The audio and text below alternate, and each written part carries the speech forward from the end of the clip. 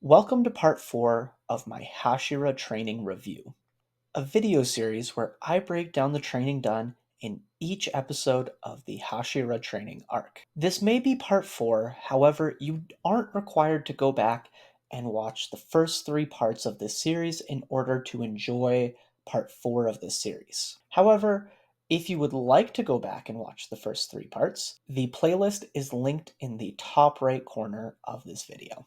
In my first part of the series, I gave the Hashira training arc an 8.5 out of 10 for the training. In part 2, I increased that rank to a 9.5 out of 10. However, in part 3, I decreased my rank to a 7.5 out of 10. So stick around to the end of the video and see how my rating changes on part 4 as we start to see more of the training being done by Tanjiro and the gang. Before we get started, if you are a fellow weeb that loves training or would like to love training, please help support my channel by liking this video, subscribing to the channel if you haven't already, and hitting that notification bell to be alerted when I drop new videos. Hint, videos drop every Monday morning if you want to be one of the first ones to watch. パンケーキ作るからバターもたっぷり塗ってね。バターパンケーキ Pancakes with heaps of butter. Our girl Mitsuri is trying to make our boy Tanjiro dummy thick. She's really embracing the life of trying to help our Tanjiro become the thickest manlet he can be, which I'm all for. Team thick manlet, let's go. I think it's quite hilarious that he's like never really had sweets before and he doesn't know what these sweets are. I'm guessing in this era they're kind of a commodity and not something accessible to everybody, but Mitsuri obviously has a lot of them and a sweet tooth of her own and loves sharing them with people, which is awesome. And I think that Tanjiro has been working really hard and deserves a chance to enjoy some sweets and some things.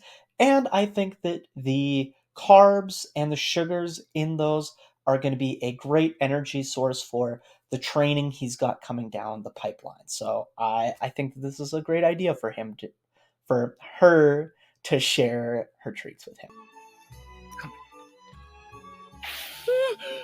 お味はどう炭治郎くん。ほっぺたが落ちそうです Tanjiro getting to enjoy some pancakes for the first time. I love it. Should you eat for taste or should you eat for performance? I personally think you should eat for both. I think food is indeed fuel for your body, but food is also many other things to many different people. Food is tasty and makes us feel happy. Food is experimenting and trying new recipes and discovering new things that taste good. Food is richly ingrained in many different cultures. Food goes beyond just calories into your body to produce calories out and energy. Sure, that might be what it is at its very base, is putting energy into your body so your body has energy to go do things. But food is so much more than that. So the best policy when it comes to food is to indulge and enjoy the foods that you like without overindulging and eating too much of the food in an unhealthy way where you are overindulging and you're not really getting to enjoy those things, Like when you have really good food, it's great, but if you have it over and over and over again, it starts to feel less special, I guess. Um, I say that as somebody who basically eats some of the same meals every day because I just like what I like. But at the same time, it's like when it comes to like candy and sugar and stuff like that, you should fit that stuff in so you still get to enjoy it. But if you're eating it in a way where you're not fitting it in, let's say in a day your maintenance calories is 2,500 and you're eating so many chocolate bars that you're eating like 4 or 5,000 calories, you're overindulging and those things are no longer being special and they're no longer serving you in a positive way. So if you could dial that back to be able to enjoy those things, but to be able to enjoy them within the means that's responsible for who you are and what your goals are and what your body requires to be healthy, that is a better way to enjoy those foods. おっみんなの動き合わせてね。 I love that they're all in pink unitards for training with her. How cute. This is amazing. Good on Tanjiro for embracing a new challenge with a smile on his face. I think Tanjiro's positive mindset is something that we should all try to apply to our own training. No matter what challenge is placed in front of him, how embarrassing or silly it may seem, he takes it on with a smile on his face and puts his best effort forward to be the best version of himself. So I really love this and I think it's awesome. くるっと回転。 Dance is a great form of exercise that really helps build up coordination, full body endurance, and strength. And I think this is a great way for the Demon Slayer core to really build up some agility and swiftness on their feet by learning how to dance and be coordinated through it. Obviously, it looks like they're all kind of super uncoordinated as they're going. They're like falling all over the place and stuff like that. So I think that if they can get a little bit better on their feet, they're probably going to be a little bit better at slaying demons as well. ほぐしまくりましょうね。 The importance of a flexible body.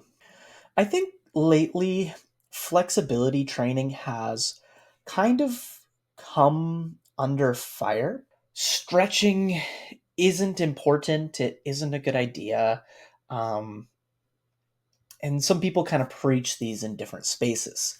I think this is a tricky one because I think for a lot of years, the importance of stretching was overstated, where a lot of people that were really big into flexibility and stretching preached it as kind of like a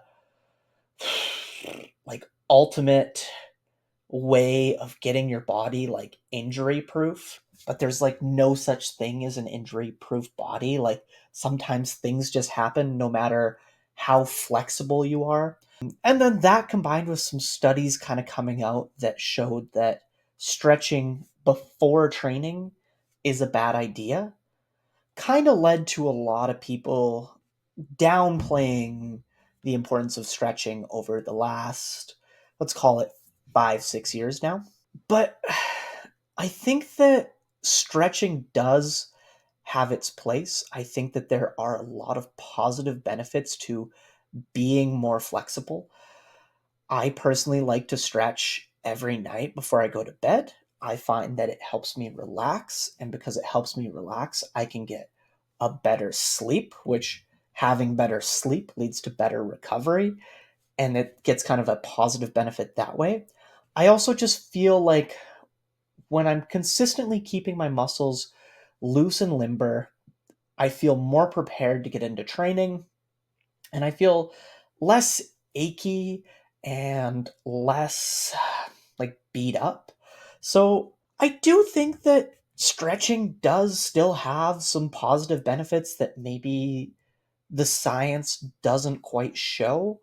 But at the same time, I don't think that you need to stretch for like an hour before all your workouts and an hour after all your workouts. I think just a couple minutes at night or a couple minutes in the morning when you wake up of stretching can have some really positive benefits to how you feel and feeling a little bit more comfortable and strong in your body for training and just general life. So I do think that stretching is a good idea, but I don't think you need to commit a whole ton of time to it. Obviously, if stretching is something you really enjoy and you like doing something like yoga and it brings you a sense of joy to get to do more stretching, spend more time on it. But if it's something you don't enjoy as much, but you still want to get some positive benefits out of it, just take a couple minutes every day or every second day to do just a little bit of stretching. And I think that you'll get the majority of the positive benefits out of that by just taking the time to do that. 準備はいい？いくよ。柔軟は地獄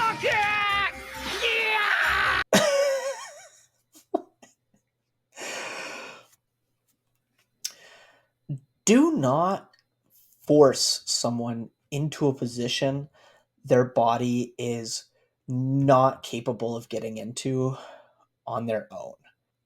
I think partner stretching can be a very fun way to stretch and can make it a little bit easier to like really get that like deep stretch feeling because the person can help kind of get you into a little bit of those like harder positions to get into. But you should never be like forceful and just push somebody into a position super fast like we see Mitsuri do here. I think that's an injury just waiting to happen. Flexibility training is hell. So, first of all, I think a lot of people don't like doing flexibility training because flexibility training is hard. And I think a lot harder than a lot of times we give it credit for. I think people want to downplay it like, oh my God, like yoga is so easy. I just lift weights and that's why like that's so much better. Like it's harder, but like that yoga stuff is easy. But like yoga's really hard. Getting into those positions and holding them for a long period of time does require a lot of strength. It requires a lot of flexibility. It requires a lot of coordination and balance and all kinds of things that are going to help with the Demon Slayer core. However, it's just not everybody's cup of tea. Some people aren't going to enjoy it because it is this hard or just because it isn't something that's fun to them. They're going to find other methods of training, and that's totally okay. Flexibility training is great, but so are other types of training. Do the type of training that feels best to you. And if you want some of the benefits out of flexibility training without breaking the bank time wise, sprinkle a couple minutes in. 俺は甘露寺のように甘くないからな。しょっぱなからとてつもなく嫌われている。I'm guessing we don't have a great coaching situation about to occur here. I think we've kind of seen a trend in the last few years of these really hardcore coaches coming out that just yell, just do it and overcome and just be disciplined and get to the gym and blah, blah, blah, blah. And I don't think people realize how detrimental this is. Like, I've heard multiple people say like, "Oh, I just need to hire somebody to like yell at me and make me do it and force me to do it." And I don't think that's actually what they want.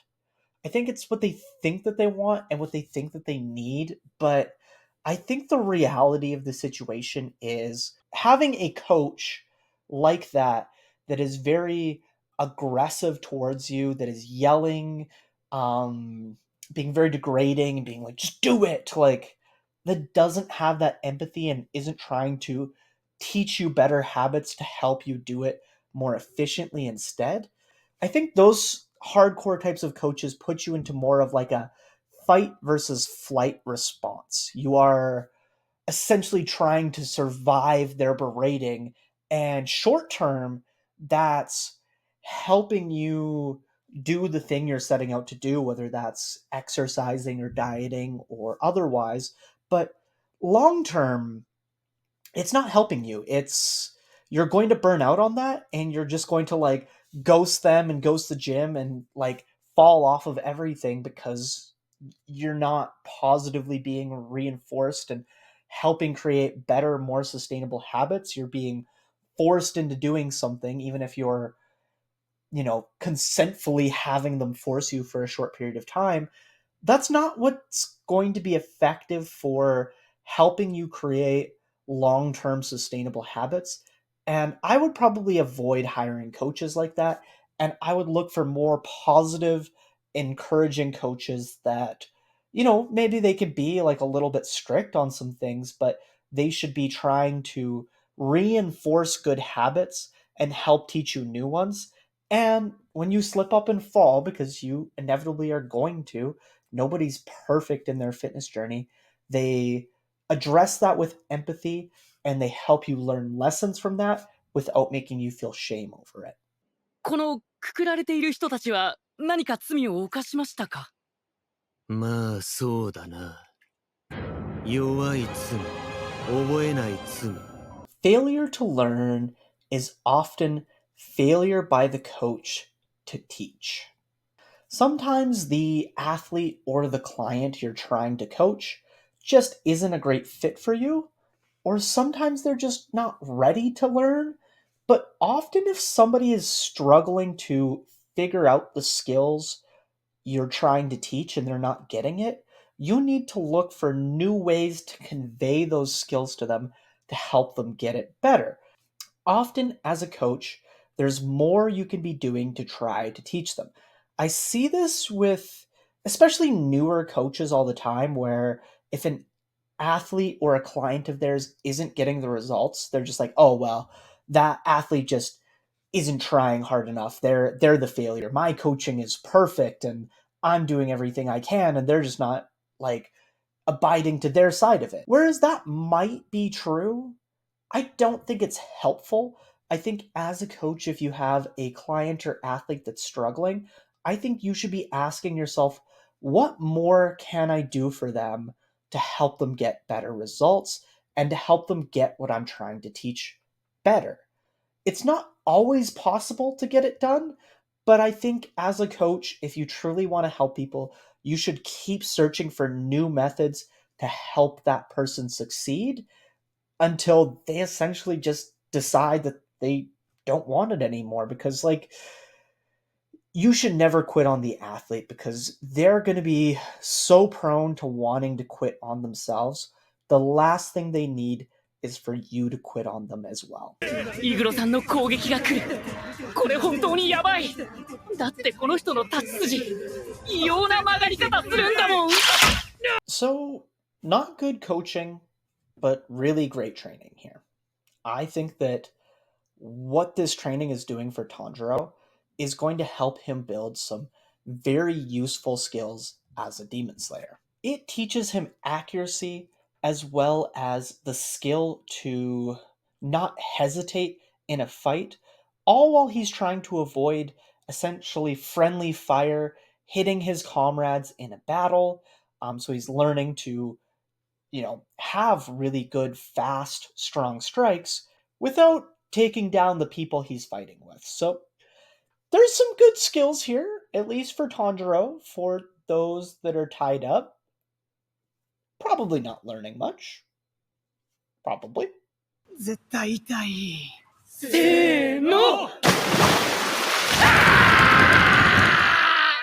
Warm baths are amazing. Warm baths with cuts doesn't sound super great. That would really hurt. But I do think that warm baths can be really helpful for recovery from training. That's another thing that I personally really enjoy. I find that it's really relaxing to get in a warm bath. I know some people prefer cold or ice baths over warm baths. I think those can help short term with inflammation, but I would think that warm baths probably help a little bit more long term with recovery.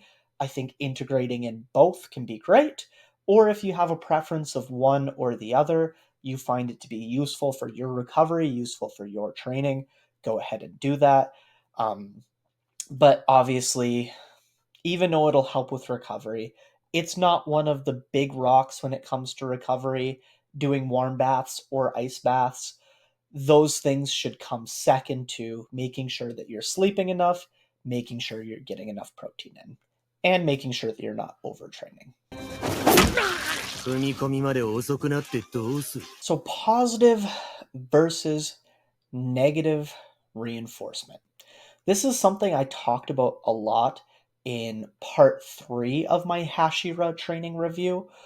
I think that positive reinforcement is always going to be better for the athlete or client than negative reinforcement. I don't think it actually does much good to tell your client, your trainee, whoever you're working with, that they are crap, they're not doing good. I think that you should really try to reinforce people positively, and that is going to build more momentum for them to get better results.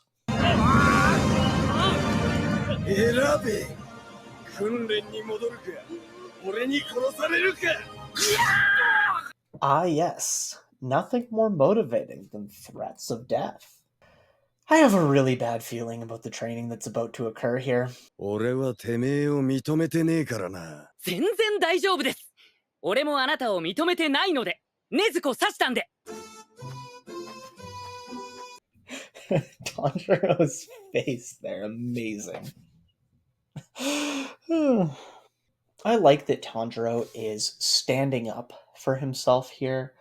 I think Tanjiro's got a really good mindset about learning from all of the Hashira, even if some are better coaches and better suited to teach him than others. He always comes in with a really positive mindset of doing his best to learn from the different Hashira what he can. けどぶちまけて失神するまでが一区切りでそれまで休憩なしだった。 This is not training. Sparring is a fine way of training for different combat-based sports. However, this isn't sparring. He's not doing anything to actually try to help educate and make his trainees any better. He's just beating up on them in order to train himself and try to make himself stronger. If I had to rate Sanemi's training on a scale of 1 to 10 right now, solely based off of him and not the entirety of the Hashira training, I would give Sanemi a 0 out of 10. So with that said, let's dive into what actually is my rating of the Hashira training so far with this new information and this new training presented. So, after watching this episode, I am moving my rating down from a 7.5 to a 6 out of 10. There were some things that I liked. I really liked what Mitsuri was doing. I liked the flexibility and the coordination training she was providing, all while having a really positive mindset and being really encouraging to her trainees. She did get a little forceful, possibly injuring some of the members with some of the forced partner stretches she was putting them in. Now, on the other hand, Iguro and Sanemi were awful coaches. Iguro's training he was doing with the Demon Slayer Corps, assuming you weren't one of the members tied up, was actually pretty decent. But his attitude towards coaching was just not that of a good coach. Sanemi quite literally just beat up the Demon Slayer Corps. Absolutely zero coaching was done, and he might be the worst coach of the entire Demon Slayer Corps. Overall, I think the Hashira training has been pretty balanced and provided lots of opportunities for the Demon Slayer to learn and grow and get stronger. But a lot of the coaching has been pretty hit or miss depending on which Hashira they're working with. Tengen was a great coach. Mitsuri's a pretty good coach. Tokido was a not great coach. And Iguro and Sanemi are awful coaches. Guillaume's coaching next episode could sway my rating back up a little bit. However, with a lot of the awful coaching I'm seeing, despite some of the good training, currently I'm having my rating at a 6 out of 10. If you disagree with my rating, comment below and tell me why, or comment which Hashira you think is the best coach so far. And feel free to tell me why. Thanks for watching, guys. Peace out.